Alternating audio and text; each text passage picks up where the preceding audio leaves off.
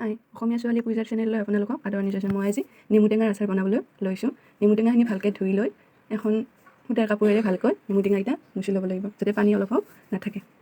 নেমু টেঙা মই এটা এটাকৈ ধুনীয়াকৈ নেমু টেঙাকেইটা পানীখিনি মুচি লৈ আছোঁ। তাৰপিছত ধুনীয়াকৈ মই কাটি কিনে থবৰ কাৰণে চৰিয়াটো মুচি কিনে লৈ আছোঁ, যাতে পানী অকণো নাথাকে। তাৰপিছত মই কাটিবলৈ ধৰিছোঁ। মই কাটা ধৰণকে সৰু সৰুকৈ কাটি ল'ব নেমু টেঙাখিনি ধুনীয়াকৈ।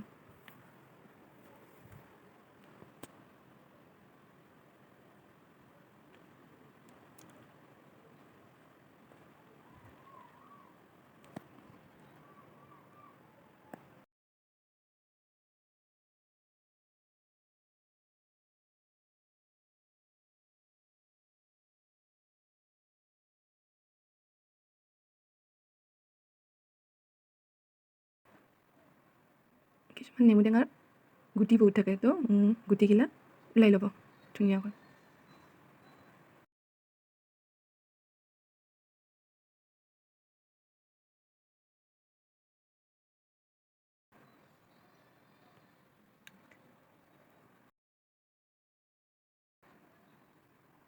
মছলা ভাজিবৰ কাৰণে মই কেৰাহীটো জুইত বহাই দিলোঁ।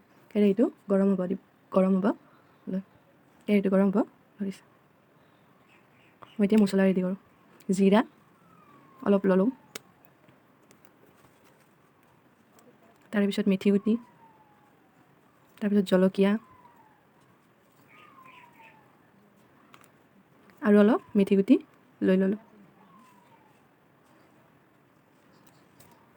তাৰপিছত সৰিয়হ দি দিলোঁ, এইটো পাঁচফোৰণ। তাৰপিছত যায় এইখিনি মই অলপ টাইম জুইত ভাজি ল'ম ভালকৈ, যাতে মছলাখিনি সহজতে গুড়া হয়। অলপ টাইম এনেকৈ জুইত ভাজি ল'ম লাহে লাহে।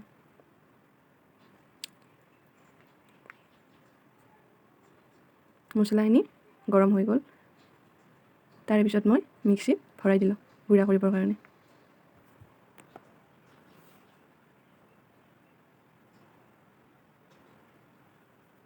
তাৰপিছতে যাতে গোটেই মছলাখিনি গোটাই সৰু সৰু নকৰে, অলপমান এনেকৈ ডাঙৰ ডাঙৰ হৈ থাকিবলৈ দিব, তেতিয়া আচাৰখিনি ধুনীয়া হয়। এনেদৰে গুড়া কৰি ল'ব। তাৰপিছত মই কেৰাহীটোত তেলখিনি গৰম হ'বলৈ দিলোঁ।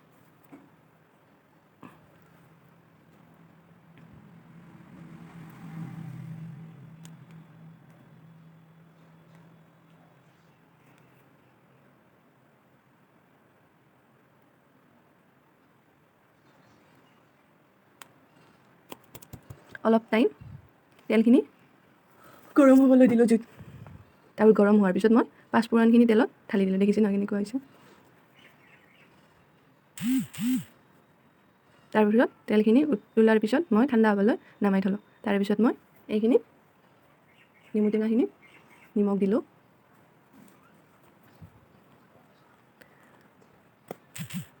আৰু তাতে হালধি অলপ দিলোঁ।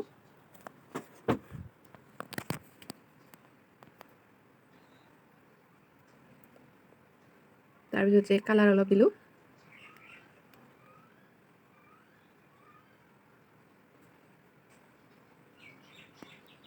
তাৰপিছত যায় ধনিয়া গুড়া আৰু মই পিছা মছলাখিনি ইয়াত ঢালি দিলোঁ। জ্বালা গুড়া, মেথি গুটি, সৰিয়হ আৰু জিৰা, আৰু ভালকৈ এইখিনি মিলাই ল'ম।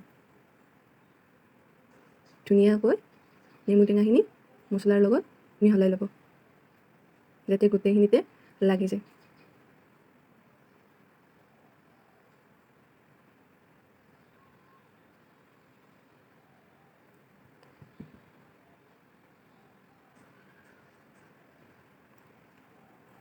মিলা হোৱাৰ পিছত মই মিঠাতেলখিনি ঢালি দিলোঁ, অলপ অলপকৈ ধুনীয়াকৈ পাঁচফোৰণখিনি।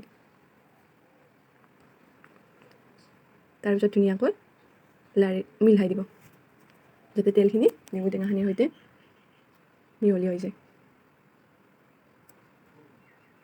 এনেকৈ লৰাই লৰাই মিহলাই দিব।